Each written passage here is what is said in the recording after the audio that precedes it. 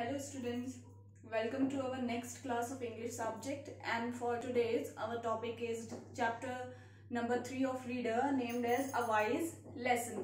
A wise lesson हम कहते हैं एक बुद्धिमान सीख को क्या सीखने को मिलता है. So basically I am telling you the summary of your story that will be read and the all over the story in our tomorrow's class. So this is a Jewish folk tale. अब ये क्या है? एक Jewish folk tale है. That means जो एक Jewish people होते हैं, क्रिश्चियनिटी में हमारे सेक्शंस होते हैं, तो ये उनके बारे में एक फोक टेल है. अब देखिएगा फोक टेल क्या होती है. लघु कथा कहते हैं हम हिंदी में, लघु कथा. Folk tales are stories which are pass down from one generation to another by word to word of mouth. अब देखिए फोक टेल्स जो होती हैं, जो लघु कथा या छोटी कहानियां जो होती हैं, वो एक ऐसी कहानियां होती हैं विच आर पास डाउन, जो कि पास डाउन होती हैं, गुजरती रहती हैं from one generation to another. एक जनरेशन से होकर दूसरी जनरेशन को पास कर दी जाती हैं कहानियां by word of mouth. That means जैसे कि हम जो कहानियां सुनते हैं अपनी दादिया नानी से, वो फिर हमें सुनाई जाती हैं, आगे हम उन्हें सुनाते हैं. तो that are the folk tales. Through these tales the ethics of the culture are taught to the young and the old. अब देखिएगा इन फोक टेल्स से क्या होता है, जो एथिक्स होती हैं, जो हमारी हम कहें सीख होती हैं, वो सिखाई जाती है. हमारे कल्चर की सिखाई और पढ़ाई जाती है यंग और ओल्ड, यानी कि नए लोगों को भी और पुराने लोगों को भी. अब देखिएगा ये जो हमारी स्टोरी है, it is basically in a town lived a God fearing man. अब देखिएगा ये एक स्टोरी है एक मैन और उसकी वाइफ के बारे में, जो कि God fearing type of man था. गॉड फियरिंग होता है भगवान से डरने वाले व्यक्ति की कहानी है, और उसकी वाइफ की कहानी है.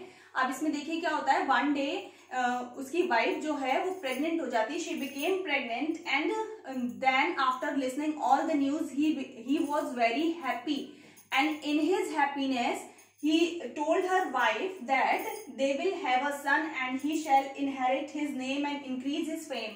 अब वो इतना ज्यादा खुश हो जाता है कि वो बताता है कि हमें बेटा ही होगा, that is for sure, and वो जो बेटा होगा वो मेरा नाम बढ़ाएगा, मेरी शान बढ़ाएगा, मेरी शौहरत बढ़ाएगा, और मेरा जो भी समाज में सोसाइटी में मेरा नाम है वो मेरे फेम को बढ़ाएगा.